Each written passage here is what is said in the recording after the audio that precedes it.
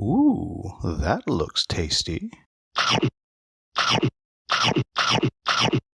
Welcome, folks. Today, the Hungry Gamer is back with another episode of Boards and Brews, and today I am joined by Michael Walker, who is one half of So Very Wrong About Games, and I can only assume he is about and wrong of that combination. I'm not sure, and I'm actually really excited about this. This is one of the podcasts that I actually listen to almost every week, which is But we've been hitting almost every week. It's been over a year now that we've been going every week without missing. It's like a pandemic thing, I guess, right? yeah, it's been interesting to listen as the pandemic's been going on. And you can see as you guys drop into despair of playing only online games, you can hear it.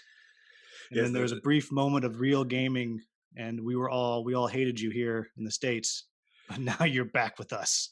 that's right. Back in the lockdown, the single tier falls down, and we don't get to play anymore. But before we jump in, we have to start out with what is your brewed beverage you have with you tonight? Well, I'm not a big alcohol drinker, so I have my coffee, which is just a standard Canadian caribou coffee. And I have a local San Francisco brewery, Fort Point, with a one I haven't tried before. Their Nuremberg inspired red ale. Very And nice. red ale, we'll see. I haven't tried before. But let's jump right in. So the rapid fire questions. Are you ready? They're I- very rapid. I'm ready. Who the crap are you? What is your channel? What is your shtick? And how and why did you get into this reviewer game? All right. Well, my name is Michael Walker. Like you said, I am one quarter of the team of So Very Wrong About Games. We do our channel is the fact that we have podcasts every week. We are also starting to do some Twitch live streaming stuff, and I do some live unboxing stuff because editing is for the chumpos. And we thought, well, it is like what I'm talking about, right? It's this constant editing. I said, well, I like doing unboxings, but how can I get away with? Well, I'll just Facebook Live it, and then I'll just send it out there, and won't ever have to worry about it again. Not enough time. And our stick. Well, people lately have been throwing the word critic at us. Instead of being reviewer, I just say whatever. Our main stick is we review games and we want to know, what does this game bring to our community that's not there already? Like, bring us something new. Don't just repeat the same thing. Show us that you've brought something new to the table. Why can't we just play this other game instead that we know is good, instead of throwing away yet even more money into this hobby? And how and why did you get roped into that? I'm assuming that your partner in crime roped you into this. No, unfortunately for him, it was the other way around. I was going to say, when I saw this, how did I get into it? I was going, gee, how long is this show? Because this could run long. So I'll try to give the very brief of it. So, As long as you come in shorter than Wagner's Ring Cycle, we're okay. quite a while ago, some stuff happened that gave me a whole bunch of free time suddenly. So I did a bunch of videos for the Dice Tower, and then, like we said, the editing process and everything, especially back then, was very arduous and painful. And That's Mark, in back when it fact, was film and you had to actually cut the film and then that's right. Well, yeah. we were doing some stone etching too, and then you try to flip book stones, and it just doesn't work. It was very, very painful. You can't do that as you get older. It's too heavy. Exactly, it's a lot of work sharpening the chisels. And Mark just got off of doing I almost at the exact same time stopped doing his videos as well for the same reason. And then I proposed this idea to him, and then I had what was supposed to be a 2-week trip turned into a 6-month 15 country world tour, where I got to visit gaming stores and gaming communities all across the place, and I got all these ideas, and I kept in touch with Mark while I was away. And when we got back, we started this thing called So Very Wrong About Games. And it was mostly just, when you're done a whole gaming night and you just start sitting around and you chit chat about the game, and sometimes that's either not as good or just as good as the game was. And I just wanted to like continue that feeling on and sort of add to the community. I mean, give something back to thing. I think with like over, like 30 years of board game experience, I can give something back and help people with their purchase dollar power. See, that wasn't so bad. That was quick. It was quick. Now, and so the podcast though has been going for 3 years? 3 years now. Yep. 3 years. And did you know offhand how many episodes? No, see, that's something that we don't treat. The only thing that Mark tells me, or that I really keep track of, is I dislike going on and on about Patreons or any type of funding. So we decided that only every 5 episodes we're going to talk about it. So he'll say this is a denomination of 5, so we have to bring up the fact that we have a Patreon. I said, okay, say fine. During the news, we'll say something briefly.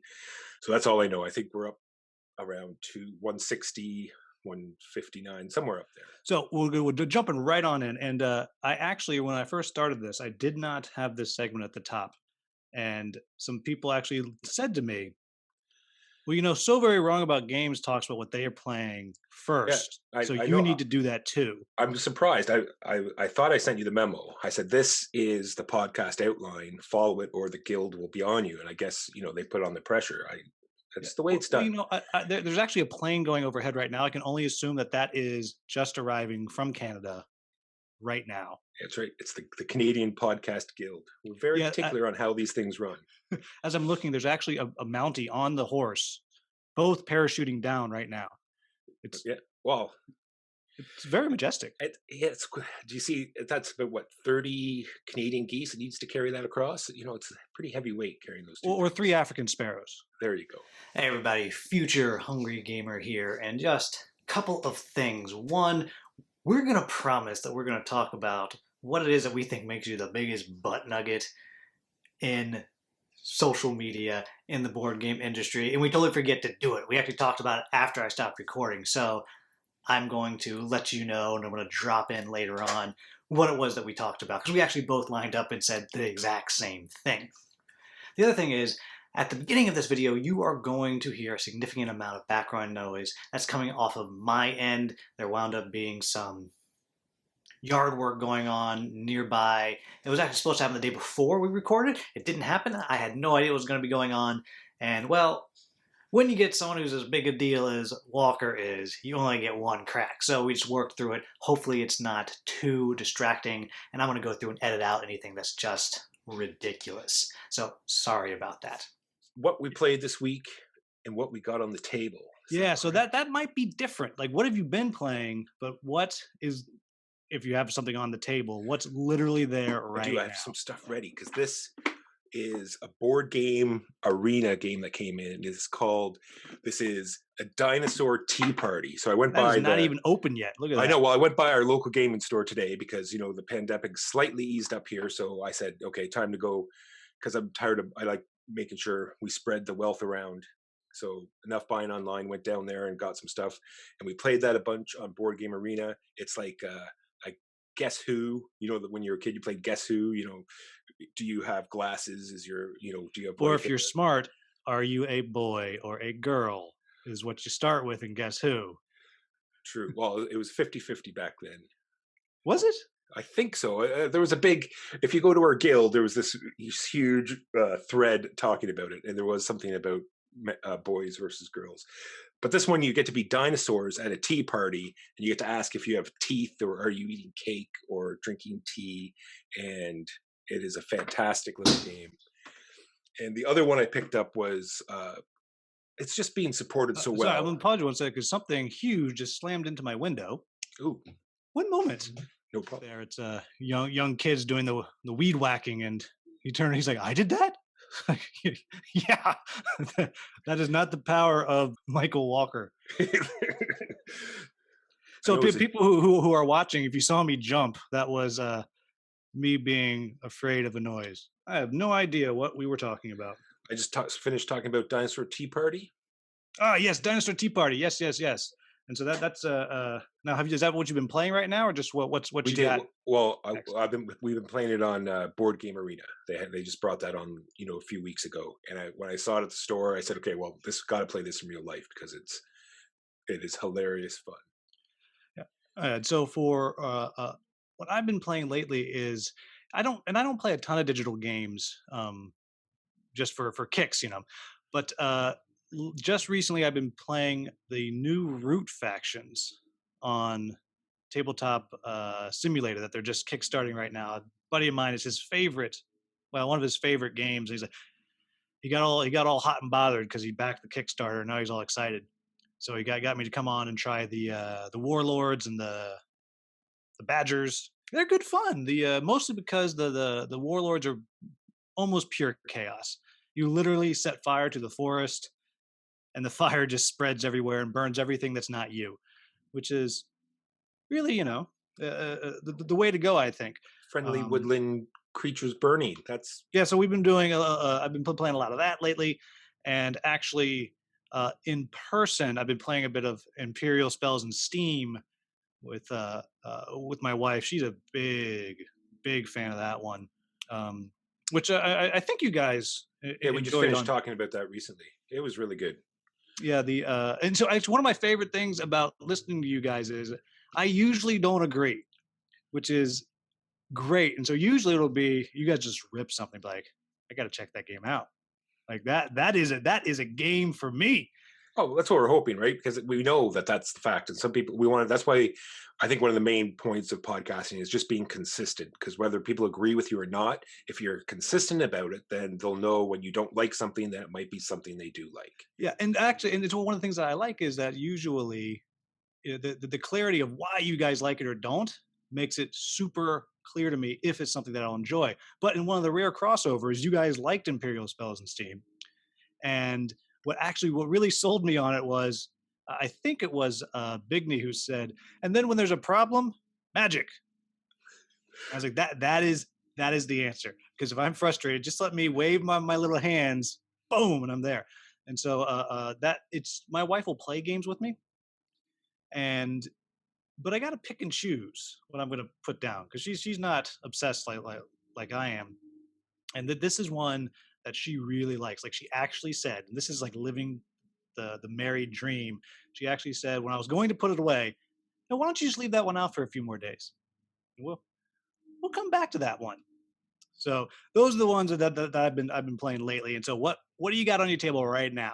What's on the table right now is Warhammer Underworlds. I'm trying to get Mark to get back into this. This is the newest one that came out, Dire Chasm, and I'm having a hard time figuring out what cards that we're allowed to play with and what cards we're not allowed to play with. This Oh, so is you're going by like the tournament rules or well, that's whatever? what we're trying to decide. I haven't, got the full call back from him. I think we're just going to go with play with whatever because we're not like super competitive about it anyway. It's just they've got quite a few sets out recently. And it's just such a solid skirmish game, right? It's this combination between outflanking and maneuvering people on the board and card play and very light deck building. That's the key. You don't have to go through millions of cards and have multiples of cards. It's usually just one of every card that you need and set numbers and away you go. It's very interesting, very fast. I Yeah, love it. the my brother's a big fan of that style of game. He really enjoyed the Shadespire, which I think is similar to that. Yeah.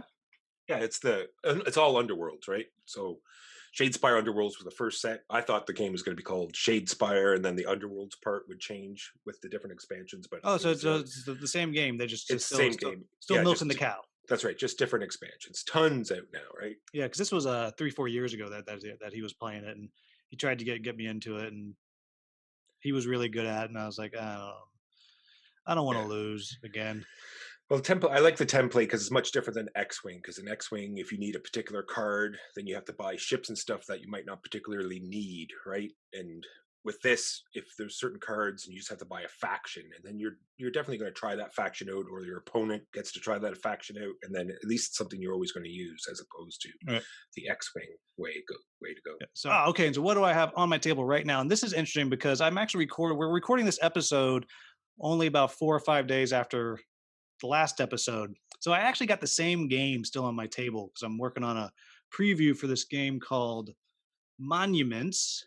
And you can see a very high tech prototype here with Oh, look at that! Is that a Settlers of Catan Catan. expansion? Oh no, wait. Yeah, it apparently Catan Pokemons into monuments is how that works. Which is a civilization game where you're trying to build your gigantic wonder of the world. So like the Greeks, if they finish the Colossus of Rhodes, that's the end game. And it actually comes where the minis, the little miniatures, are Lords of Hellas style. They stack up and you build them in 5 different pieces, Gotcha. which is a very neat neat toy to have. The same thing with the Lords of Hellas. It's a very neat toy. I don't know that you need it. but it looks wonderful. Yeah, and I'm also the same guy that knows 100% that in Dwellings of Eldervale, I do not need those bases that make noise, but you try and pry them from my cold dead hands.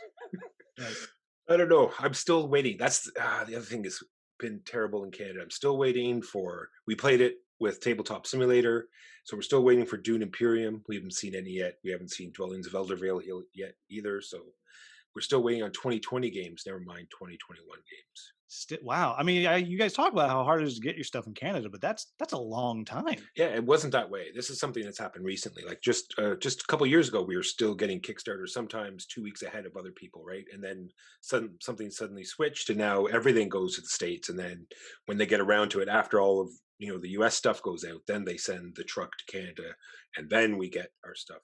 I mean, Sent did you out guys to us. do a Brexit that you didn't know about? Well, so I played Dune Imperium a few times, and I'd say it's good, not great. That's It's fine. yeah. Well, the level of malice behind that fine was pretty big. For me, I'm not a huge Dune fan. Like I went back and I read the first couple of books before it got really weird.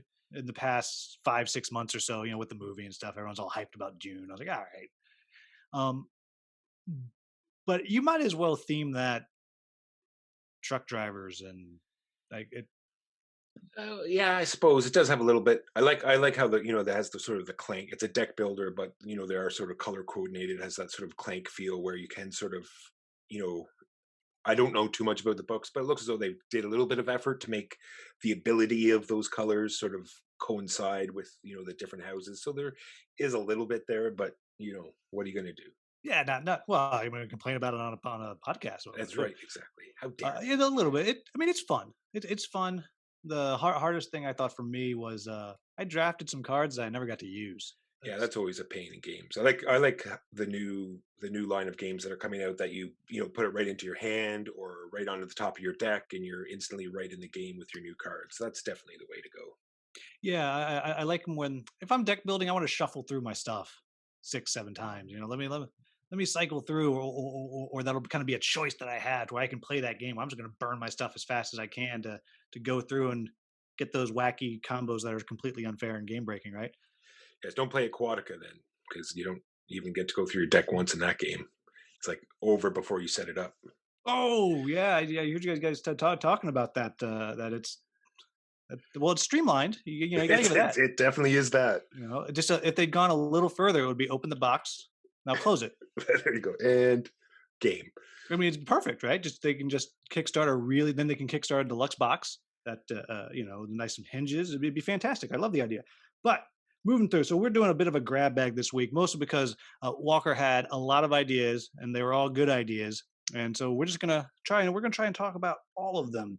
And we're going to be talking about the role of the reviewer in the crowdfunding world, the resurgence of Asmodee owning everything everyone loves, and how hard can it possibly be to write a rule book, followed by what is the most obvious way to out yourself as a butt nugget on social media Yeah, that in was in the board game world. There's probably different ways in other industries, as it were. But so we're going to start with the crowdfunding because that has been overall. I would say it's been good for the board game world when it comes to growth, new things, people experimenting. Your everyone's favorite word, deluxified stuff, and yeah, I can say that now. Deluxified. yeah, I mean, do you want to say it a few times just to? Deluxified. And I'll cut that out and I'll put it on a loop for you, and I'll send you that audio. Good stuff. Yeah, but clearly, like everything, Kickstarter's got its own little seedy underbelly of dark and gross. So Gross. you guys don't do previews for games. I obviously do. It's started out being my bread and butter. I've pulled back significantly now. But do you stay away from doing previews? Well, why do you stay away? I don't want to put an idea in your head. Why do you guys stay away from doing previews? Well, mostly just because it's not sort of our policy. I don't know what we had from the beginning, but just least recently we've adopted this policy where we're only going to review games that people can actually get. We have to, and mostly because we had to adopt a policy because of COVID and playing a lot of games online, digital versions. So we can only play if it's endorsed by the company and or we have a physical copy of the game. And we just wanted to have it so that's it's what people can actually buy. And if it's a designer we know or something like that, and the rules are definitely 100% finalized and the game is in production, then sometimes we might make an exception, but we're pretty well trying to just lock down on games that people can get now. Yeah. In other words, if I can't go right now and hit buy, then you're not going to do it. Usually that's what I do. I want to go in here. I want to, do an official apology because for quite a while now, I've just never watched Kickstarter videos, right? Because they've just been sort of like hype videos all the time. And then I've seen a bunch of yours come up recently and I just dismiss them offhand as the same. So I apologize for that. I have gone back now and watched them and see that they are actual reviews, unlike these other ones, not all of them. And uh, I apologize for that. That is some good content. Oh, well, thank you. Thank you very much. But I'm glad you said that because that's actually the perfect segue into kind of what the big thing is. And a lot of people feel like you about it is if you're doing those, are you just a hype man or hype woman? And I think for me, the reason I keep doing them and the reason why sometimes designers and publishers get mad at me is I still look at it like it is not a finished product because I'm very clear, hey, this is going to change, and every now and then I'll get someone who say, you know what, that's a really good point. We're going to fix that, which is always awesome. And then I think, you do know this is me talking, right? You sure you Yes. want to? Yeah. You sure you want to hang your hat on my on what I'm saying? But there are a lot of channels out there that their preview content is paid content, and to me, that makes you a commercial. Now that's fine. Like we need commercials because how else are you gonna, that's great and you can hype and be excited. But for me, the way I try to stay away from just becoming hype is I'm going to tell you what I think the issues are and why you might not like it, and you know you can like it or lump it from there. But then I think it allows people to go in and with that perspective. Okay, this is so Hunger Gamer called out the. I just posted a review of Eldervale today, the dice combat, right? That's going to make you like or not like the game. So go look at it and see what does that bother you. Because in my mind, like with Eldervale, if you don't mind the dice combat, you're going to really like the game. That's right. If you don't like that swinginess, you're not going to like the game. And Agreed. so for me, I think that's kind of where the line gets uh, drawn. Now, with that said, the question kind of becomes: is hype bad overall in your mind? Are these hype videos? Do you find any value in them? No, well, like I said, I've just stopped watching them, and I think as long as they're advertised as being much like this is a paid preview, and I've seen that being used, thankfully, a lot more than usual. Usually it was here's our review of this game. And now they're actually being called previews, which is fine. If you want a preview, because then this is what it is. It's a hype. We're going to show you, how it looks and how it plays and play to its strengths and try to, boost the sales of this game because that's what we're being paid to do. And there's a big actually argument, argument amongst the unwashed masses like me who do these previews of should you even be talking about your opinions on what's good and what's not so good in a preview? And I'm always on the side as well. Yeah, like what? Why else am I going to watch that? Like I'll go watch Rodney Smith's How to Play, or if that's all I care about.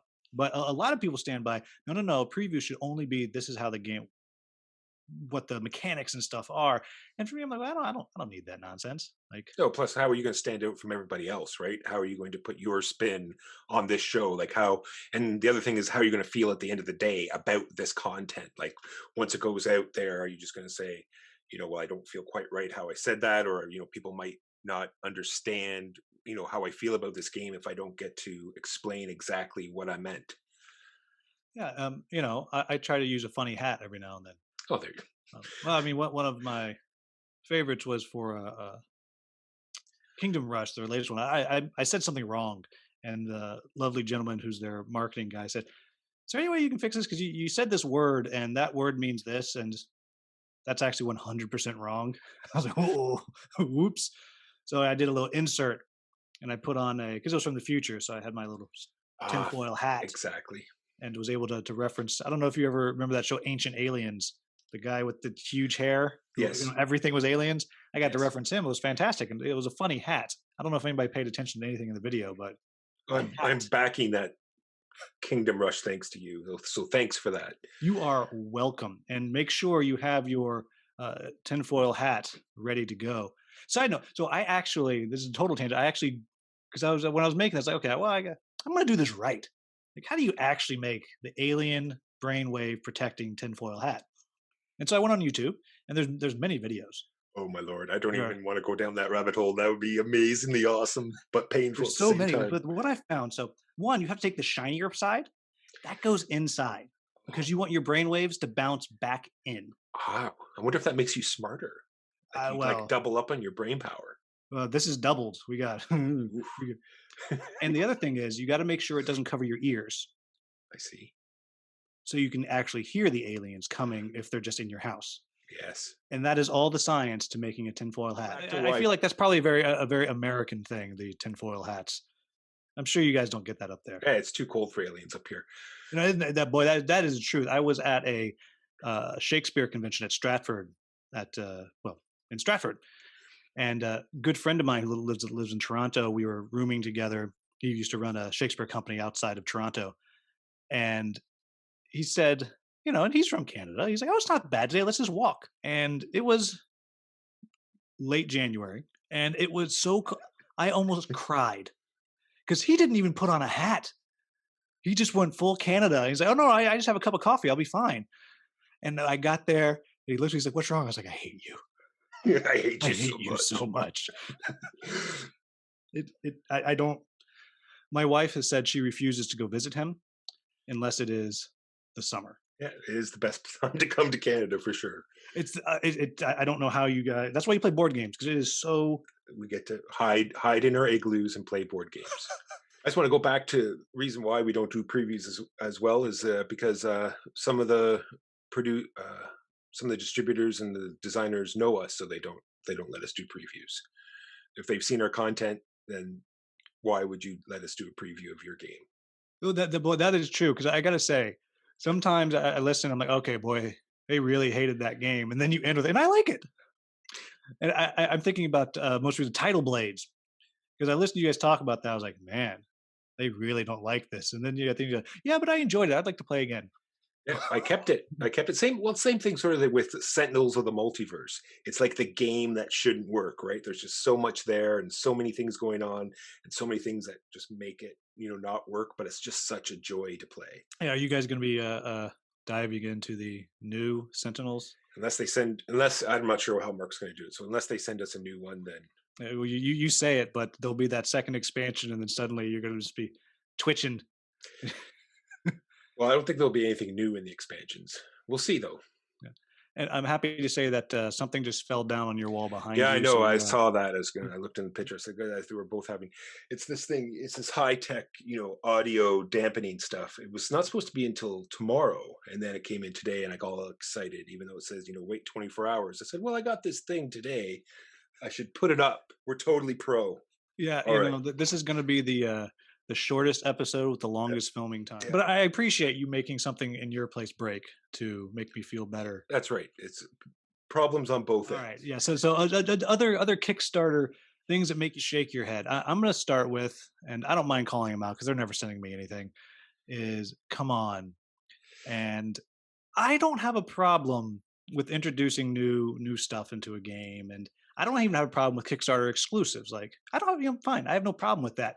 But what I do have a problem with is you back one of their things and it's $90. Okay, well, okay, that's okay. Then by the end of the campaign, the all in pledge is $784 and your dog. Well, that being said, the Kingdom Rush one is getting there because now it's got two expansions that you can add, and now you can get the big box, and so now we're up to 250 for your Kingdom Rush complete set. So it's not only Simon that does it. Yeah, so I don't like those when the stretch goals you have to buy them. I don't like that as much. you know. Well, Um, with Come On, it is a bit different, right? Because they do have thousands of stretch goals on top of their additions. So they do have they do sort of balance it out. But you're right. There are places like Queen Games is the worst for it, where it's like here's our product big box of yet another game, and then now here we'll open up the catalog to the rest of our games because this is our buying platform now. yeah, yeah, I think it was come on, just I'm going to say they found themselves in hot water because they didn't really. Just a few people complained, but that they took a lot of it was hate. That's what it was. It was hate, which was supposed to be only on Kickstarter forever. For people listening, I'm air quoting very big here, which you know, uh, and then that they put it out. And boy, people were mad, like really, really upset. And which side of the fence were you on with that? Oh, I didn't. I don't mind it so much. I thought it was not a great game, but a decent game. Lots of theme. All the miniatures looked interesting. I'm not all for this, soul content. Only get it in one place. They only brought it in for the time machine, and I think that was the time machine thing was just to get rid of all of their stock anyway. I don't think they produced any more hate content in order to fulfill the time machine. I think all the hate stuff disappeared almost immediately, as well as all the other stuff. It was just like, we have this extra stock, let's get rid of it. So I think that's how maybe they used the workaround to allow them to do it, was that they actually didn't produce any more hate. It was the same hate, just getting it off their shelves. They're just tired of the hate, Yeah, so much hate. waiting for the sequel, love, right? It's true. I have some other points, but I want to hit this other one before I forget, and that is the thing I talked about before, because you do a lot of preview videos, and I know what happened before. And there's two things that happen in Kickstarter that I'm always weary of. Like, say because you make the video well before it starts, and you only see usually the base game and maybe some of the stretch goals. I don't know. So you've made the video, it comes out, and then suddenly there's either a stretch goal or an expansion that goes against some sort of moral principle that you have, or goes off to something being incredibly offensive, and now you've got your video tied to it. Like, what can you do with that?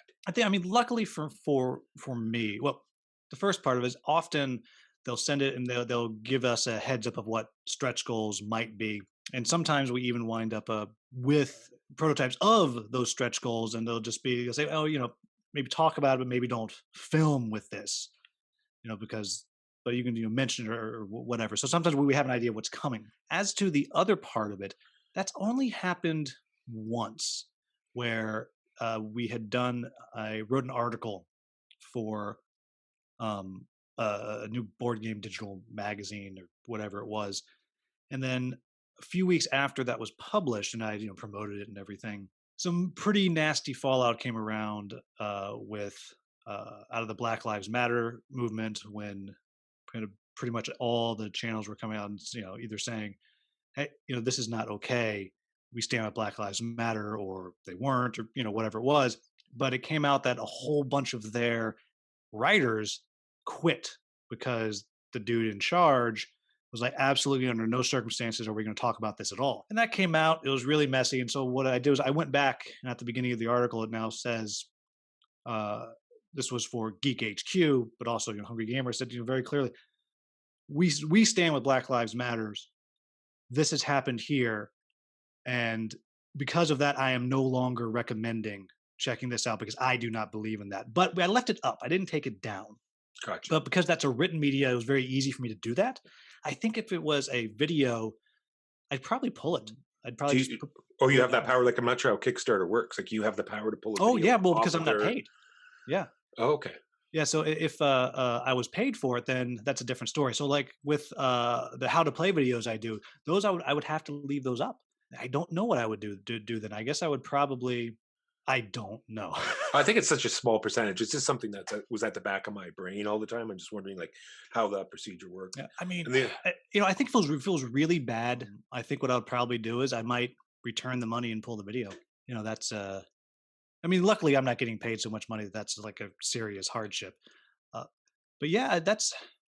But I think that also kind of swings through to. I mean, that could be anything, right? Like with Tashini lately. I'm not going to do any more of his games right now until maybe in the future. We'll see where yeah, his apology and his uh, uh, redemption journey is. But I had actually just posted a Sulkin video 2 days before that hit, and I was just like, oh. Yeah. Um, but yeah, it's a tough question because so often the big thing that people will say is, "Well, get your politics out of my games." It's very, very, very prominent. Like when I made a comment about the lack of racial diversity and Alter Quest amongst well all of it, which I thought was a shame because usually Blacklist does a pretty good job of having diversity in their games. But in this one, either you are white or a monster, literally a monster. And I said, that's a shame. And boy, I have more comments on that. Oh, I've deleted them, but more comments on that video. Of, get your politics out of my game. Why are you trying to make me? I'm like, look, I'm not trying to make you do anything. Yeah, the You problem know? is that the politics is not just in the game. The politics is everywhere, and if we just let it go in games, and it becomes that's what we're saying. That's what I said in the last time we talked about. It's like we're not here to judge or pass judgment on anyone. We're here to make sure that these issues we shed light on these issues, right? And show that this is happening everywhere. It's not like, oh, I've never seen it, or oh, this doesn't happen in my gaming group. It's happening, and we Yeah. need to bring it to light and show people that we need to change as a society. Things are changing, and we need to make sure our gaming community is accepting to all these people. Yeah, and I think, and it's not, don't you dare play this. Like, you do you, you Yeah, know. I'm just here with my tiny little voice. I'm just going to say, hey, that's not really, let's do better. And I think, but like, so let's say, because I know the people blacklist a little bit, and so I can't imagine this wouldn't happen if they came out and said, yeah, you know what, all of our people are going to be white from now on. That's our policy. Like if they came out and said something like that, then maybe I said, well, okay, it's time to yeah. it's time to back off of this. Everybody, I'm out. If you would like to buy my copy of Alter Quest very cheap, I will send it to you. Come pick it up. More stuff just fell behind you. Um, Let's leave it. um, but yeah, but I don't think it happens that often, and hopefully it'll be happening even less as we move forward, as the I guess kind of the old guard moves out to make way Yeah. for the The other super minor part is that you've gotten Kickstarter updates, right? And then at the end of the email, it tells you a bunch of other games that you should check out, and thereby slightly associating those games with that project. I just thought that was a little odd as well. yeah. I wonder, is that a Kickstarter thing? You Yes, think I'm Kickstarter pretty. just adds them in? That's right. That's what I think it is. I don't want to say it because I'm not 100%, but I just always thought that was odd, associating some projects with other projects without permission and just sort of saying, well, if you like this game, we're going to auto generate these other games and sort of add it to that page and sort of associate them together. Yeah, I'll have to next time I'm chatting with some of the people I know who've done them. I ask if that is something that they have any control over. It's just a Kickstarter wants more dollar bills. All right, some more gross stuff from Kickstarter. The fact that everything has to have a solo mode, everything has to have a campaign system, everything has to have a legacy element, and they have to worry about stretch goals. So all of this stuff is added, and sometimes I'm wondering if it's taken away because a lot of times the rules aren't finalized; they're still sort of working things out. And then uh, because there's backers and they have every right to say that we want something, and maybe they had no plans on doing that whatsoever, and now suddenly uh, they're being diverted away from the main rules to pick up all of these side projects. The project's doing better than expected, so now they have to come up with stretch goals and or expansions, and then the main rule book doesn't get as big of a shine as it should. Yeah, I think actually I was just talking with Peter Vaughn from formerly of Breaking Games, now Cardboard Alchemy, about how when you're going into making a Kickstarter nowadays, you have to have a solo mode ready to go because it's such a big part of the gaming community now. Just you have to have it, and I think you're right. The problem becomes when someone goes in and they don't have it, which to me is fine. Like not every game needs a solo mode, but then they hear the complaints and it gets loud enough to them to where they feel like they have to shoehorn one in. Yeah, And I think not being able to stand your guns and say, no, this is not a game. Checkers does not need a solo mode. that's You right. just don't need it. I'm not going to do it. I think that's when they get into trouble. And the same thing I feel like happens a lot of times with stretch goals because then they start adding new mechanics, and they haven't play tested them, and you get some hot garbage shows up, or which is probably better in my opinion, it delays 3 months, 6 months, 3 years. I don't know what the longest you ever waited for one is. Oh, let's talk about the. I had that on the end here. I've just with the last few actually. I'm not like flexing or anything, but I got the email the other day. I am now a super backer. Ooh, that's how many Ooh, you I should know, right? flex on that. That's how That's many important. Kickstarters that I do, and I've only ever had one bad one. It was a huge one, like, and it was a Canadian company. They were going to make this thing called.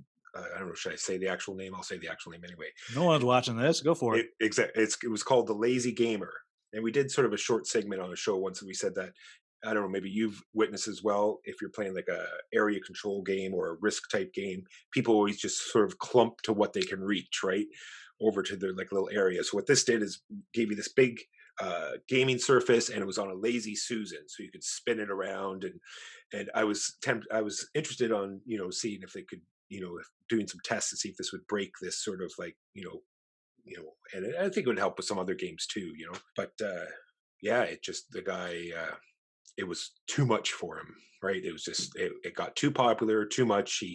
It looks as though he laser etched all the boards. It looked like he had a lot of the work done, but none of them were actually put together, and it never got completed. And it leads to a little bit of source of entertainment because like every 6 months or so, I'll go to the comment section and just have a nice read about all the very pleasant comments and how they're very supportive of all the problems he's having. Yeah. Yeah. I mean, did he not know that a lazy Susan already existed? Yeah, yeah. I mean, like a lazy Susan table. I've never seen one. Oh, If there is the one, whole table was a yeah, lazy Susan. yeah. You Oh, put this whole thing down as a whole surface, and you'd put it on top of your table, and the whole thing would turn. You could well, that's pick kind of neat. colors and etching, and it had this leather. Oh, they looked marvelous. But yeah, Someday, don't digitally you looked worry. marvelous. One day, you're going to be in the retirement home. And then It's one going to thing, show up. and one project that they said it's the boat has arrived is Siege of the Citadel by Morpheus. You remember the old Siege of the Citadel game? It was like one of these where you had it was in the mass market, and you had these corporations, and they went in and you rolled special dice, and it was nice and easy hits and big Isagul, and it was a troops on a map type game. And then they've redone it, but this is now year 5, I think we're going into. And that was the funny part is that you could pay extra for split shipping, and this is back when Mark and I didn't like sort of match up our Kickstarters. We were actually kickstarting the same thing. Now we've stopped doing that. But anyway, so we both back this. I paid for the split shipping.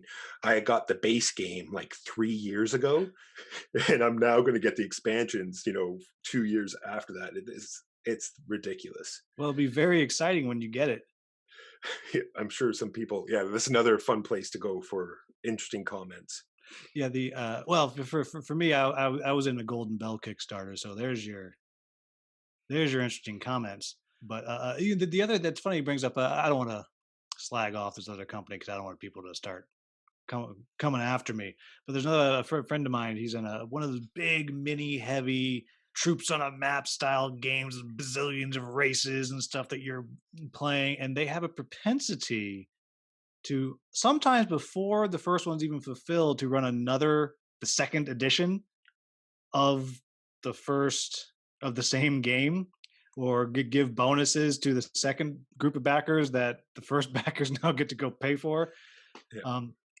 That's the other style thing that I hear coming up a lot that people are upset about. But to me, it sounds like really the issues are not with necessarily Kickstarter itself, but like the seedy underbelly is some of the power players and what they're choosing to do. Oh yeah, Right? I think I'd have to do the exact opposite.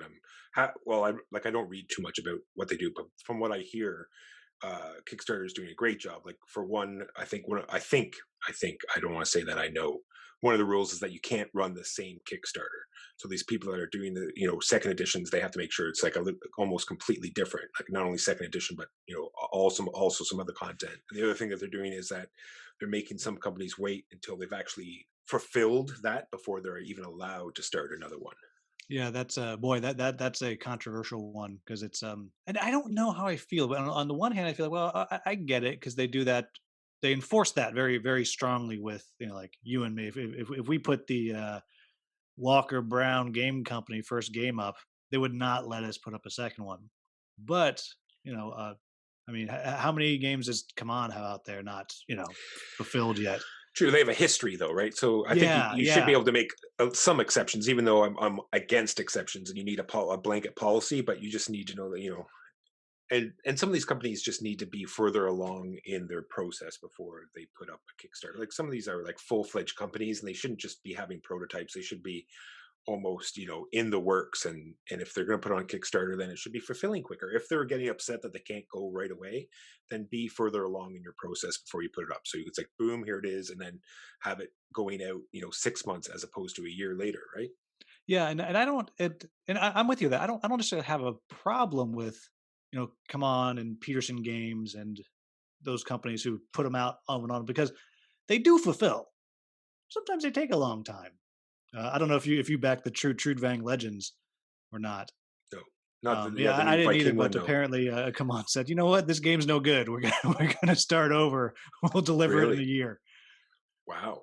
Which someone just sent me the update a few months ago. But for me, like on the one hand, I'm like, wow, that's horrible. But on the other hand, thank you for not sending me crap Yeah. for my, you know, $700 all in pledge, right? So moving on to the next one. Yeah. And so you guys, I think, play Board Game Arena more than any other of the online game systems.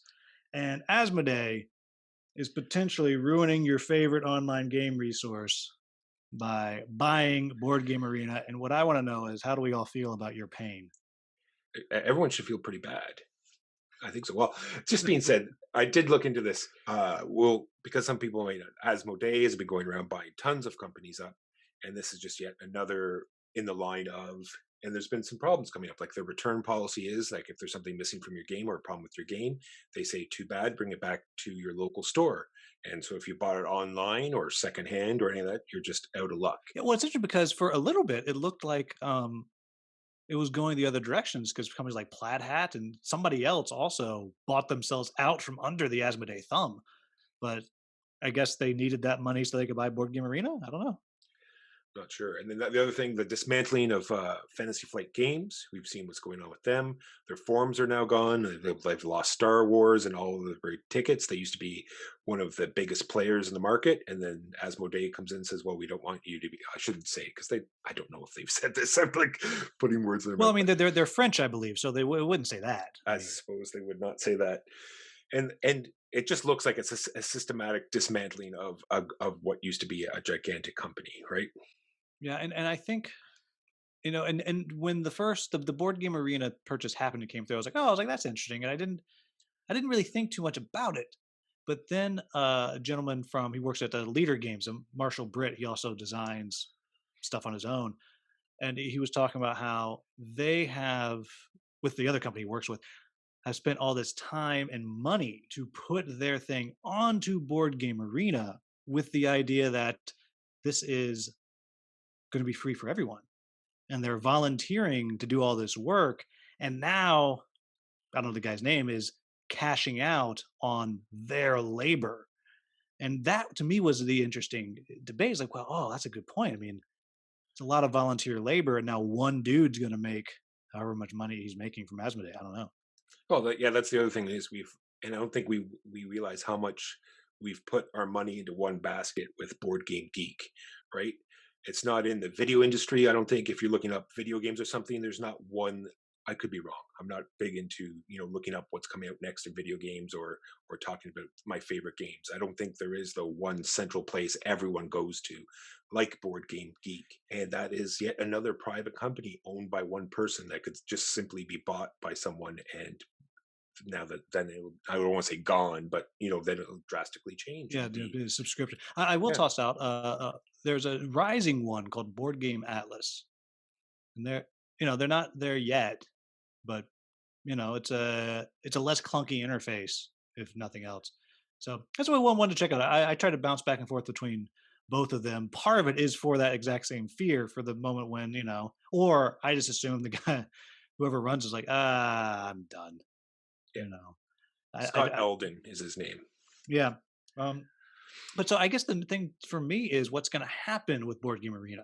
Like, is it going to get monetized? I know there's some monetization on it now, but like seriously monetized? Are there going to be more paywalls? Is it going to be like, what is it going to be? True, is it yeah. going to be like Tabletop Simulator where you pay, now you have it forever? Or so I guess that's the real question is what's going to happen with that? How's Asmodee going to make their money off of it? Because clearly they think they can. I think it'll be something that'll take a while because I think you can pay for like a year in advance. I'll have to look into it, but it would be something that is a contract with Board Game Arena when you've given them money and you said, okay, here's my subscription for a year for this service. Then that still has to be. Although a sale probably disallows that. I'm not sure. I'd have to look into it. But anyway, I'm sure it's going to be a slow transition into whatever they want to make it into. And I cannot see other companies wanting to give their product to Asmodee to do with what they will. You know what I mean? I cannot see that happening. Yeah, I was speaking with a designer specifically about this. Like, wow, that's kind of messed up. And he was talking about it. And he said, you know what? We'll probably still put our stuff up there because right now the eyes that gets on your product and because Board Game Arena is really easy because it has all the automation and stuff in there. The eyes that it gets there and just making your highlighting your game is still worth it, even if you are giving something over to the evil empire. That is, I'm sure Asmodee is full of lovely people. I shouldn't say that, but I know I hate talking, but that's what we're here for, right? We're that's here to right. stir up We are here to controversy. slag off Asmodee. That's right. But I think there's a game that just came out, was Carnegie, that did a great job. They did that as well, right? They had the Kickstarter and the game was available fully on Board Game Arena right from the start. And I thought that was a great way to do it. So what are your thoughts on this? I am starting to be a believer that if you are serious about your game on Kickstarter or GameFound, you have to have it on one of these digital sources, whether that's Tabletopia or Simulator or Arena or whatever the other ones are. I almost think you have to nowadays. What do you think? No, I'm agreeing with that too. And you have to have your rule book ready too. There was one, I watched a video that you did, the guy that did Santorini, right? He's got it up on Tabletop Simulator, but I couldn't find the actual rule book anywhere, right? They could, they had like, this is how you play, but it's like, okay, I'd like to see how this is worded. And unfortunately, I couldn't find it. You definitely have to have your rule, at least, the draft rule book ready to go. Yeah, so it's funny. So that rule book was a Word doc. It was all words. I mean, thankfully, there's 4 steps in that game, so it's not bad. But yeah, that's a perfect segue. You have been doing this for a while because you segue like a mall cop. You are amazing. But rule books, why are they still Why? bad? This is what I get. I don't understand. I gonna name drop. We love Cosmic Frog. We talked to Jim Felly, and I proposed the same question to him. I asked him, So just Cosmic Frog is a game that as soon as I can see human beings again, I'm buying solely based on the description of the game. exactly right. I've listened to you guys talk about it. I don't know that I'm going to like it, but I want to have a giant stompy frog eating a planet. That's right. Flying across the air in some crazy drop kick. Oh, it's such a great game. Anyway, let's not gush about Cosmic Frog anymore. But anyway, I proposed the same question to him. Like, I'm wondering, because we know, if people don't know, this happened. Designers get together and they show each other their ideas and they trade their games back and forth, so they get feedback. And I'm hoping that designers put their books and games out to different playtest groups out of their circle. And I'm wondering, why are we still getting bad rule books? Are people afraid to tell the designer that he's got something wrong, that they have to change it? Are they afraid that they'll be not get the next copy of the game? Will they be pushed out of this playtest circle? Will they be frowned upon? Like, who are they to tell this designer that they've got it wrong? I mean, is there some resistance to standing up and telling? I just don't understand it. As near as I can tell, is the so it's tough. So like usually when I get a thing, they'll often say very clearly, say, hey, the rule book's not ready. It's not done. And so that often is kind of well, I'm not going to rip your rule book when you're literally telling me it's not done. I have once or twice. I did have one video where I said, you know what, this rule book made me feel like I was stupid because I have no idea how to play this game. But I feel like what happens most often is they're not going outside of the people who know the game to get that rules feedback. Because when you intricately know or intimately know what the rules are, if it's not totally clear, you're not going to see that it's not clear. because you know how it works. But if you have no idea, then it becomes not clear. And I think it's a lack of getting people in to do that. And I think more people should get those rulebook editors because rulebook editors are amazing. And Yeah, hey, well, one of your fellow Canadians, Jay Cormier, who did oh, now he did, his latest one was a mind management. Very, very, very cool game. I had one of the best rulebooks I'd ever seen in my life. And I commented on it. I said, "Oh, I hired a rulebook editor," and he did it because he had sent it out, and people and some reviewers, what he thought were super clear rules, were just playing the game straight up wrong. yeah. He's like, "So what are you doing? Like, that's not right." So it says it because it says right here. Um, but I think people don't like to do that because it's an additional cost.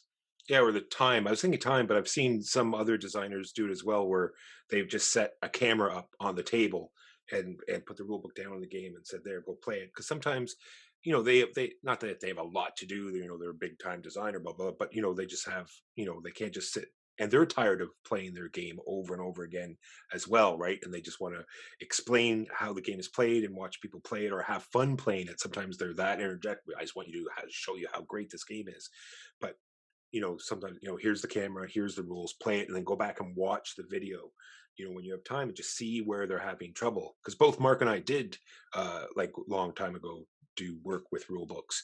And sometimes I feel bad when I see a Kickstarter update, they'll say, well, here's the finished rule book, look at it and find errors. And I said, okay, I got to remember, go back and take a look at it. Maybe, blah, blah, blah. And they know I was like, oh, I don't have time to go through that. And then the actual rule book comes and I'm just like, Yeah, and then and so what I'm hearing here is it's your fault no, it's not my fault, but because had you volunteered to fix their thing, they would be game of the year. They would be Wingspan, but instead they are not. game of the year wingspan.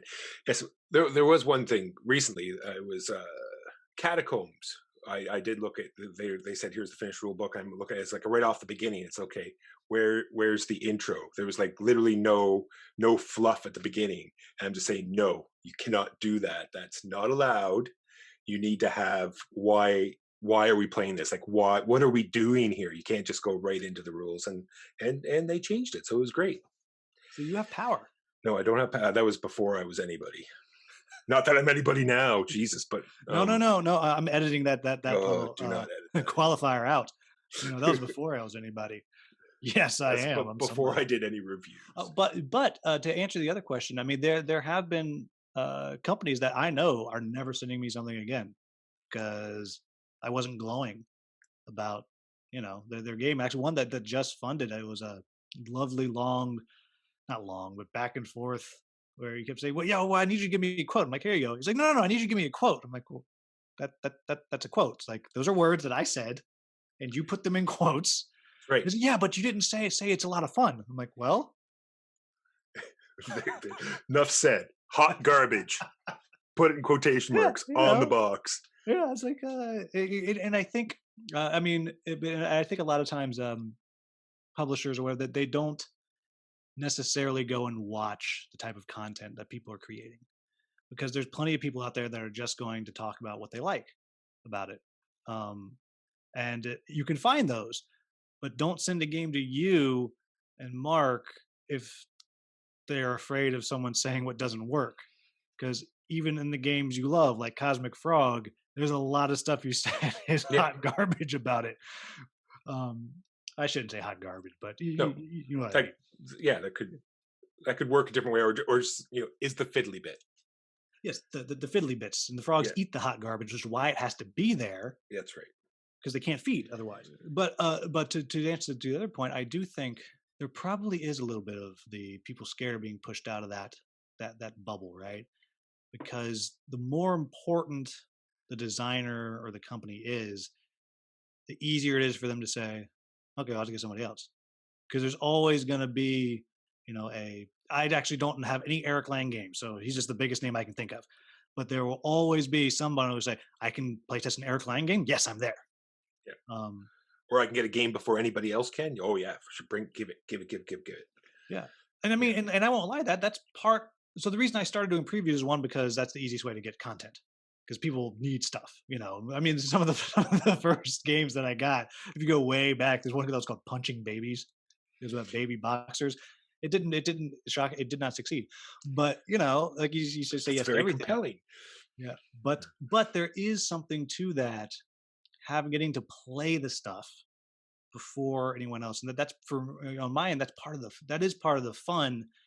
And then for if the company's good and quality, to then see how the game grows from there. One of the earlier videos I did that was a big hit was with Merchant's Cove, and I've gotten to see how that's progressed from what was already a very good game to something I think is fantastic. But that is fun with the previews to be able to kind of see that. And what happens then is then I get to some games that you get passionate about, right? There's lots of games that are good, but you're not passionate about them. But then you can kind of go back and then create I I can set up Merchant's Cove and play that any day, and people will get excited about a post I make about it. And so there is that to it. And then if you're someone who's just a playtester because we're so important as reviewers, right?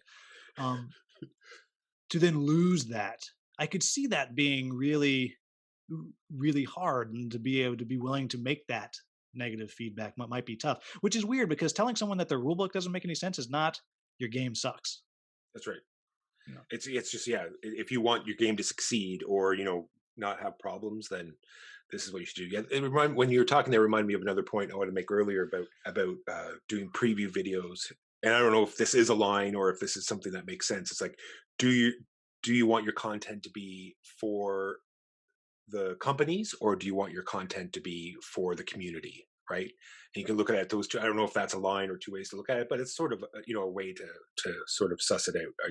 Yeah, Who are and you, well, who are you trying to help exactly? yeah, I think that's a good point. And I think that goes back to the are you a hype video? Again, I don't have a Yeah, problem with hype videos, or because if your hype video, that is significantly more for the company.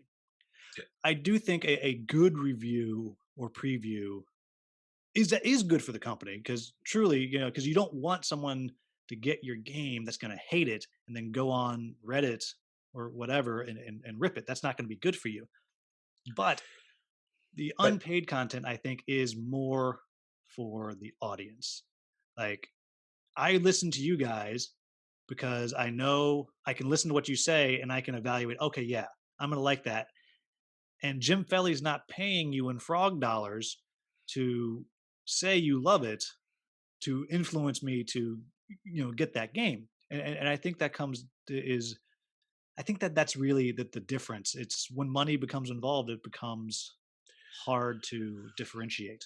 true, I really want to go back though.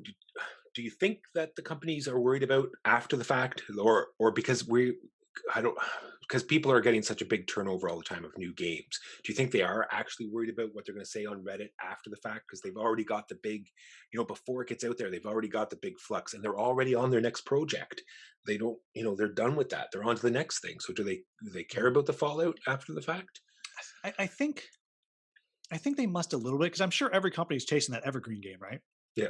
I mean, everyone wants that, because if they can, if you can get a ticket to ride, you're just going to print money over and over again. So I think that it is there. But I think about, well, I think about Stonemaier games and Pendulum, like that game just got trashed afterwards, and Tapestry was lukewarm, and what was the one before that? Was it Wingspan before Tapestry? Yeah. Okay, so Wingspan got, Yeah. well, is the game of all time, but that's two games in a row for them that have not gotten great press. And the way that they came out with Pendulum, of it was the highest rated game. I even interviewed Jamie, and we talked about the highest rated game he's ever had at his design day, and it was kind of a flop. Yeah, it was. It was. I think it's such a niche thing that The people people need who that. really like it really like Yeah, it. I just don't know exactly. many people who really like it. Yeah. I think the miss for that was solo and two Yes. player. Three players plus. I bet that game is a good time. But solo and two players, no, it's not. No, Actually, Pendulum ties into another game I want to talk to earlier. Did you ever get a chance to play Blackout Hong Kong? Because it was no, the I same sort haven't. of thing. Yeah. Okay. Well, that's another game that like when it was announced, huge hype. When it came out, huge hype, and then disappeared. And I thought it was. We played it. And we thought it was great. We don't understand. There was like one segment of the game that was really dull and sort of bogged it down. But other than that, I don't know why it just disappeared. Or maybe it was just in our circle. If you heard anyone talking about it, I've heard you guys talk about it. I think that's literally it. I think, but so I think there's something there because I think of the Red Rising is a flop. Like, I think it's not going to kill Stonemaier. Like, it doesn't going to kill Stonemaier. They're a big deal. But then people are really going to be saying, well, I'll wait and see how their next one is. I suppose Wingspan was so big, though. I wonder, but Wingspan wasn't a like their last actual Kickstarter they did was Scythe, right? And I'm wondering, can you think of other than Gloomhaven? Obviously, number one was a Kickstarter, but like what else is in the top 10 that was a Kickstarter, right? I'm just wondering, when are the Kickstarters going to start hitting that those big marks, right? I know Gugong's up there, but still, there's not very many, right? Yeah, that's a well. It's tough because Kickstarter is such a what have you done for me lately thing. I mean, Yeah, it's actually one of the things we talked about a few episodes ago. The kind of the cult of the new. Like, I got to get the new stuff, but like I got games back here that are older that I think are fantastic, but I'm still gonna go check out that Kickstarter and get the new thing. So it's only gonna be the truly transcendent games, the Gloomhavens that just grab yeah, everybody that are gonna make that list at least right now, because 5 years from now, how many games in the top 100 on BGG might have started as a Kickstarter, and they have to be successful enough to just so they can just do a reprint, like without another Kickstarter. So if Breaking Games keeps doing reprints of Dwellings of Eldervale, that might wind up being on there because people are frothing at the mouth to get a copy of that. yeah. I'm also wondering why Terraforming Mars, the new card game. I wonder why they even put that on Kickstarter, because I think they would have got enough advertising without it going up there. You know what I mean? Giving that Kickstarter a cut of that money seems odd to me anyway. Yeah, maybe. Yeah, I don't know. That's a I good can question. see why they did the big box, right? Because there's a lot of visuals there. You wanted to see what these 3D tiles look like, and there was a bunch of add-ons there. But this is just a straight up single game, right? I'm not sure why. Yeah, I mean, dear as I can. My only thought is, it just wasn't in the budget. Yeah, I You know, suppose. it was a decision. I was like, oh yeah, we should do this. Kickstarter it. But it's also very safe for that's Renegade. Is that Renegade who does that? No, Stronghold. A Stronghold, Stronghold. They're a big enough deal, and the Terraforming Mars brand is a big enough deal that they could have thrown up just a picture that said Terraforming Mars expansion or Exactly. whatever, This is and what they I were mean. fun. Yeah, Yeah. yeah. That seems odd. So it's no, if I can get that money now and just turn it into a pre-order, I guess why not? Okay, as promised, I am back. So, both of us talked about what it was that annoys us the most when it comes to kind of the social media presence that reviewers have and kind of have to have. And we actually both lined up with what bothers us the most is when other creators will show up on a video that we've posted or an article or whatever it is and just dump their links into the comments of whatever that we've put up. Say, oh, I need something too. And we also both came to the same conclusion that it's not that we don't want to share. It's that it's when it's just kind of dropped in there, like, oh, I'm going to tag onto your coattails here so people come look at my stuff. We actually both are all about it when if there's a discussion kind of back and forth and you come in. So the example I used was if Walker posts a video of an unboxing he's done and I played it. And then maybe so I jump into the comments and I talk about it back and forth and we have a conversation. And then maybe say, you know what? And I also did a review. These are my thoughts on it if that kind of comes up naturally. So anyhow, there you go. That is the butt nugget answer that we totally forgot about. Walker was way funnier than I am about it, but there you have it. Don't worry, we didn't name names because we're not trying to shame people. We just want to talk about some of the stuff that kind of gets our goat a little bit. All right, back to the past. All right, but we made everybody sit through an hour of things falling off of Walker's wall and my windows breaking Smashing. and, It looks and still weed whacking, destruction back there. so we could talk about the game that surprised me the most of all last year, and no one ever wants to talk about it with me. Court of Miracles. It's a fantastic game. So when you guys talked about it on your show, I was worried because you guys were only saying nice things about it, and I was like, maybe I'm wrong because I like this game. But then your partner in crime had something bad to say. I was like, oh, good. I feel okay. So people who don't know, it is the lightest of area control games, and area control is really barely the right word. Yeah, You know, I was throwing things in like worker placement. You could call it. You could call it deck building. Really, because those chits that you're building, they're in your hand. Really, they could be just cards that you're placing down, and you get to modify it almost like as will, because you get to the one that's set aside, and you're sort of digging out random ones. So it's sort of like deck building. It's got this fantastic theme, right? And it's historical, right? It's Court of Miracles is this place where uh, it's a you know not necessarily 100% accurate place where thieves would go to hide from French authorities, and so you're almost like all these different gangs in France of beggars, and you're sort of trying to keep your territory from everybody else. And yeah, it's very much a Dickensian kind of era. Just it, you're drinking wine off the street when it spills, kind of beggars. I mean, it's horrible, and even that comes through because when you replace a worker, you literally throw the other one in the river. that's right. It's like you've done us well. It's time to retire to your To summer home. Off you go. yes, you remember your friend that you said you missed? Well, there he is. But yeah, it's a game that I literally I had the chance to review it, and I literally said yes, I want to review that because I thought the board was cool. Yeah, Sometimes I'm I've heard you tired. say that. I even have it out here just to show people, because that's exactly why I bought it, was because this board is amazing. Like, look at, we don't need square boards anymore. We get these cool boards of It any looks like the shape that you Millennium want. Falcon. We did it when we did actually. Did you watch the playthrough? Because that's exactly what one of our players Oh said. no, I didn't know you did Yeah, a playthrough. I'd yeah, have we been did there playthrough. live taunting. Yeah, we did a playthrough just last week, and even one of the players that I didn't even notice at first, he said, "Oh, we should retheme it Star Wars. It's the Millennium Falcon," and sure enough, it is very much like the Millennium Falcon.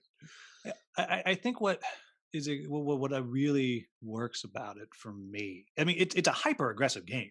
It's hyper aggressive, which I don't always like, but it's over so quickly. Like I don't have time to really get mad at you because we're done. We can That's we right. can set it back up, and something about the blind bidding almost that you're doing as you're putting the workers out is just so much fun because as you're throwing your workers in the sen, then I not only do I not know what you put down, but I don't even know what you have That's right. anymore. And it's always really close. It's not like one of these games where you like Cosmic Encounter, where you have like, now I play this card that adds like 200 to my total, and now you have 2 and I have 3,000, right? It's always really close, and you're not sure, and you look over there and it's like, oh, I might win that. Let's go for it. I love that part of Uh, it. and the and even the one worker that you can get that does it, the swordsman, right? You can pay 2 coins for 3 power.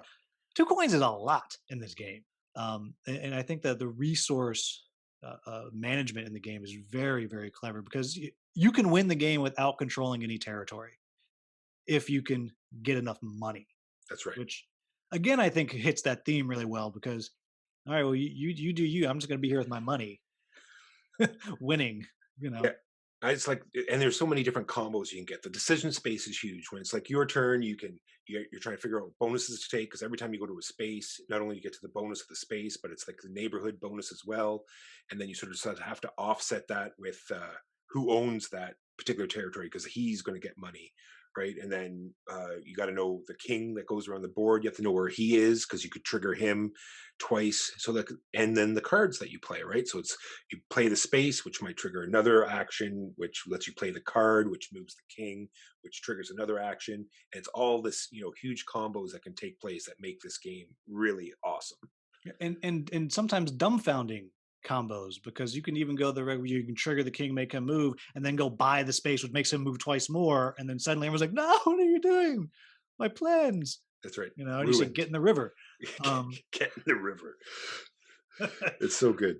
I, And so, but we do have to talk about some things that are bad about it. We can't just totally gush and say how great it is. I'm not sure how your. well, I'm interested to know how your games finish. Like, do you have this fiddly thing that happens at the end? yeah. So, well, one for the full disclosure for anybody who hasn't watched, like it was one of my tied for my game of the year last year. I love it. I even ordered.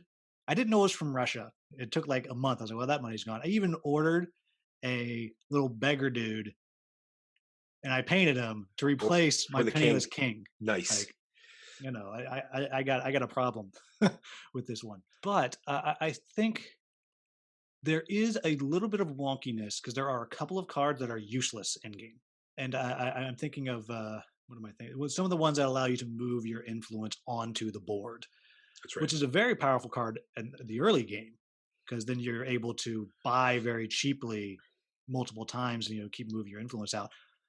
But those cards, they're just if you wind up if your play is I need a card and that's what you draw, you're like, Well, it did I got almost nothing. play out in our last game because there's a card that lets you remove control of a neighborhood and gets you a whole bunch of money. Hmm. So that had just happened, and it was going to be one of these combos where I had to actually look in the rule book because you are actually allowed to move it off of the scoring mechanism. Like as long as it's in play, it doesn't mean in one of the neighborhoods you can move it right off of what you just scored, i.e., the $4 space. Move that in, go back in, and only pay $4 and get that again.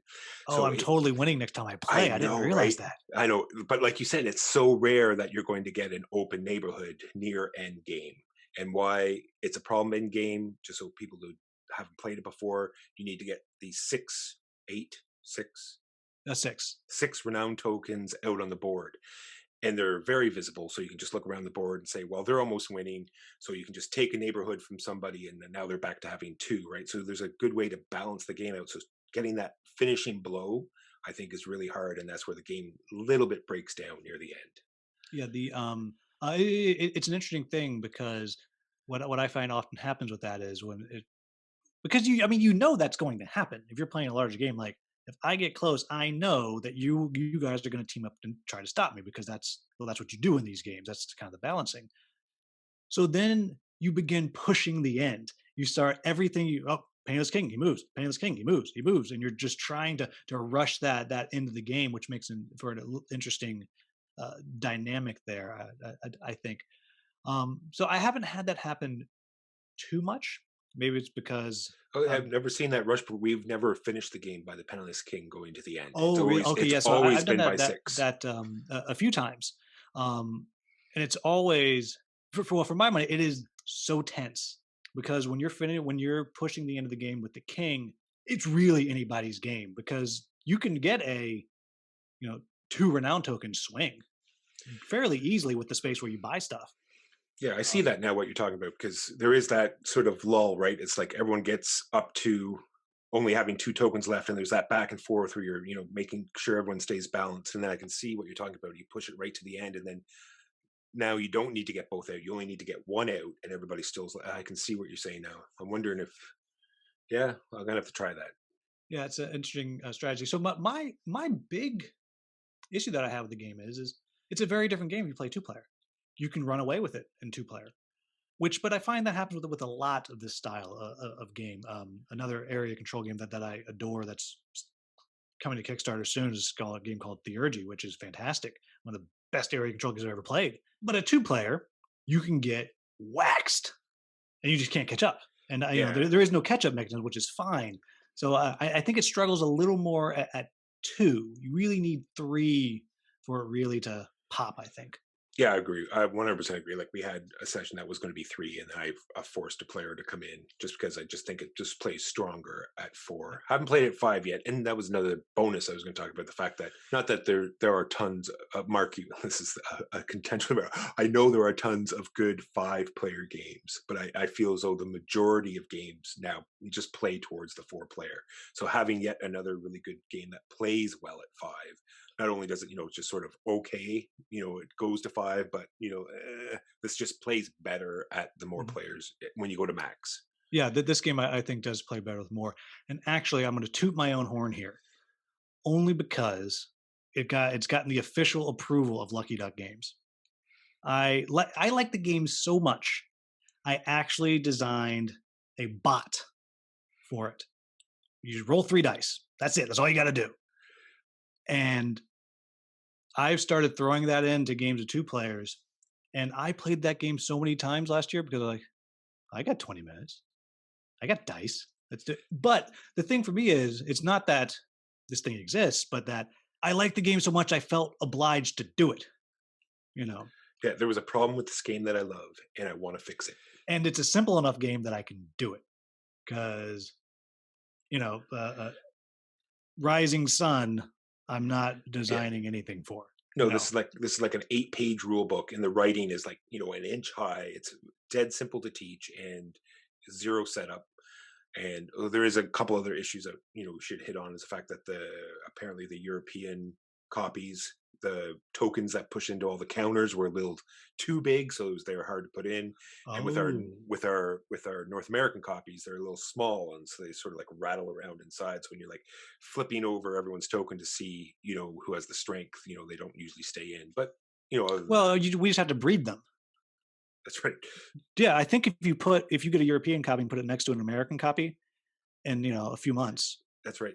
They'll just merge. It'll be equal. yeah, yeah, I think that's how science works. I got some. I'll get a guy on that. Yeah, but I don't. It's tough because I really don't have a lot of negative to say about it, especially because my expectations were non-existent. Yes, agreed.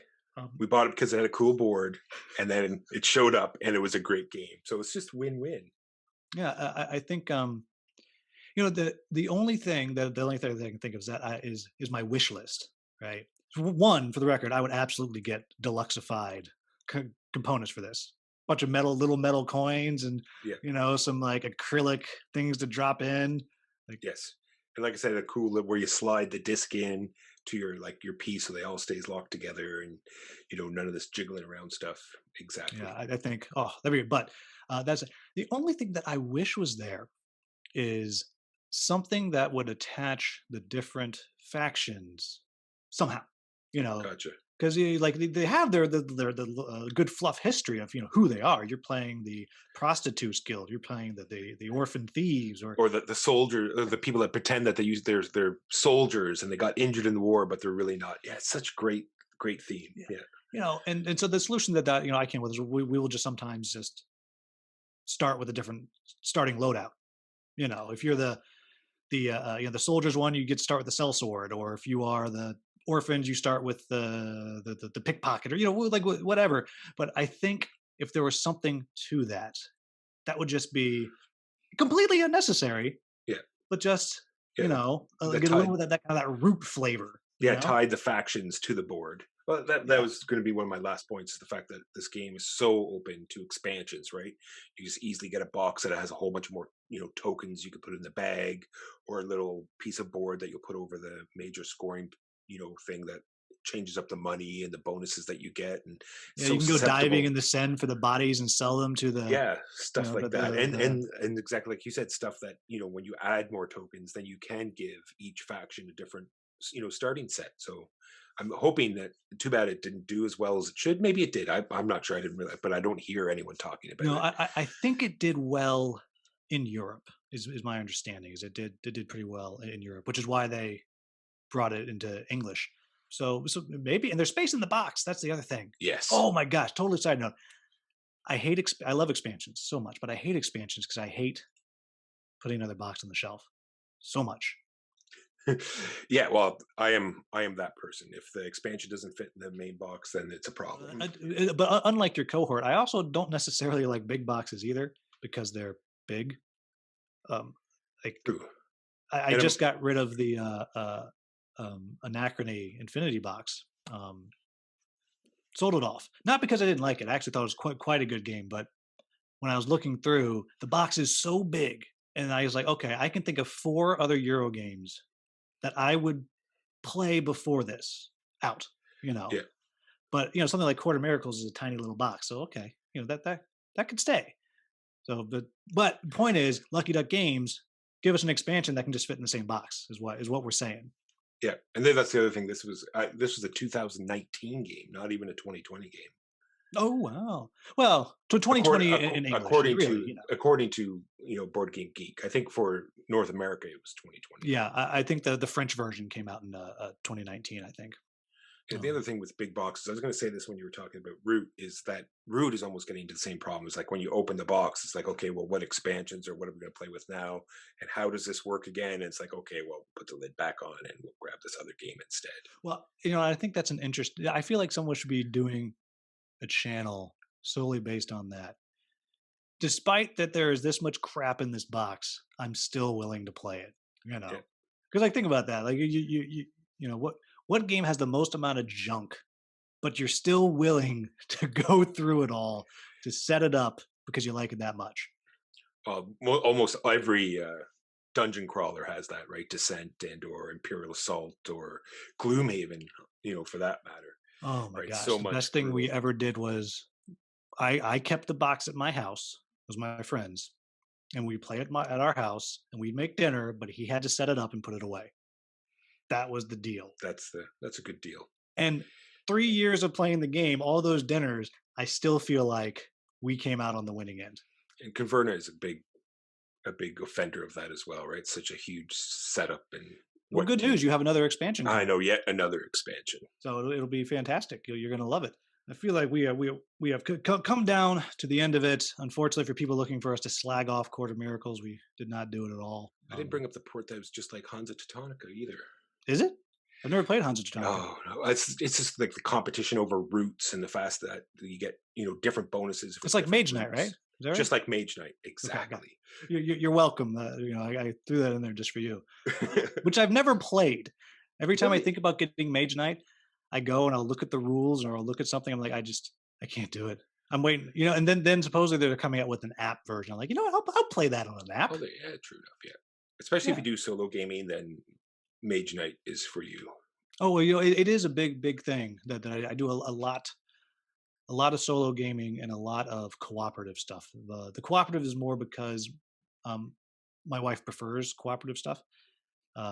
She likes the let's beat the game together, because if we play head to head games, it's cutthroat. Like Yeah, it gets it's too cutthroat. personal. Yeah. Yeah, Have you done Shadow Rift yet? We're playing Shadow Rift tomorrow, and that's I have. fantastic. I Okay. play actually one of the first reviews I did when I started. I just wrote a review on BGG. Very first ones. That is a game that to me is 100% fine. Yeah. Yeah. Just I don't have really anything to complain about with it. And let me tell you, the artwork on it. If this was the early 2000s, that's a video game I would play the heck out of. Like Yeah. the art on that box and everything. Yeah, it's good. Yeah. Now, to be fair, I have not played it with the new Goblin exploding guys. Well, that's what I mean. I've got that expansion so long ago, and we just have never had time or lockdown, and finally we get to pull it out tomorrow and try and play this new expansion that's been sitting there. And you guys are going to stream, or you're just going to go for it? No, we're just playing it. Just We just do Saturdays now. We do. Oh, can we kind of flog it? Yeah, we do. Every Saturday we try to do a live stream. Yeah, Shadow Rift. Shadow Rift's a fun one. It's not my favorite deck builder. No, by far it's not. It's not the one that comes together best. But I mean, I thought it was just a rare one that I thought maybe you hadn't tried yet. That's all. Oh no, that one I tried. Well, my favorite rare one is Battle for Greyport, as far as deck builders go. It's set in the Red Dragon Inn world, but it's just a straight up cooperative deck builder with a little bit of dice rolling. I think that game's hard as heck, but just a fantastic one. So we right around the time I got that, we actually did a whole day. Me and my buddies were like, all right, we're doing deck builder day. We're gonna find out which ones are good, and I think we played 5 of them, and I only remember Shadow Rift and Greyport. The only ones I remembered. So those are the ones that kind of stood out from the. You must not play Xenoshift then. I have it on my iPad. It's a little clunky, but yeah. Well, little's a word. Yeah, little's a word. But comparatively, a little clunky when other apps move so slowly. Yeah, I think. Well, you want a slow-moving app? Check out the Viticulture app. Oh my gosh, that I actually took a turn on the video. I sped it up at 3 times speed, and it was still 30 seconds of just going through the slowest thing I've ever played in my life. But I feel like Xenoshift is one that I bet that's a lot of fun with multiple people at the table. Yeah. Oh yeah. Trading around equipment and helping people, their lines, falling apart, and you throw cards in there to help them out. It's a great little game. Yeah, it's no fun. It's another one either people love it or hate it, but not app worthy, not app worthy. But it's late for you. I apologize for keeping you running long, huh? That's all right. If we go too much longer, More stuff's gonna fall down Yes, behind you. It's only half of it's gone now. that's right. This is what happens when you put stuff up too early. Yeah, and the good news is the crinkling is almost stopped over there with my wall. Yeah, maybe you should contact the lawn mowing company. Maybe they'll step in and help you out with that. Oh yeah, no, the guy said he's going to cover it. So it's all going to be good. But I just I love the young guys. Like, did I do that? Well, I didn't do it. No, my window just spontaneously cracks all the time. But anyhow, I appreciate you taking the time, coming on. And the big question is, what words of gaming wisdom do you want to leave us with? I mean, this Gaming needs to be like wisdom. the stuff that can go on the poster with like the cat hanging behind. Don't play hot garbage. No, That- well, just be aware of the people around you. Remember, that's what it's all about. Is the people that you play with, and be aware that they're taking time out of their day, to play games with you as well. You got to remember that everyone has it hard at home, and sometimes this is their only chance to get out there and have fun. This is their 1 hour of the week.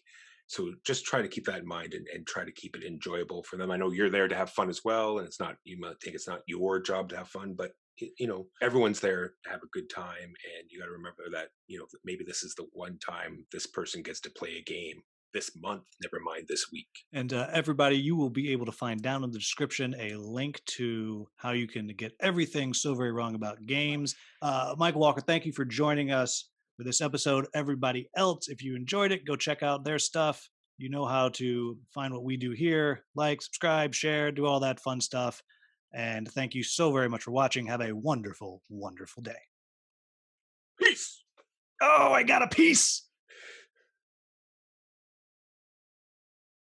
All right. So now that we only have the dulcet tones of the slowly cracking glass. That's all we got.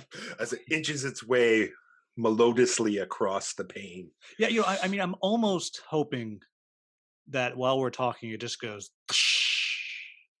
and just totally crumbles. Something with the border. Canada's not letting sound I was through. about to say, it takes a long time to. We have high tech stuff on this side of the border. That's right.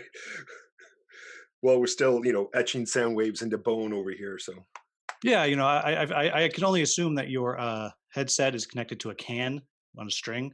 yes, exactly it. That's my shtick. Mark's the articulate one. I'm the one that just sits in the corner. You just babbled. Let's hear from the everyday gamer.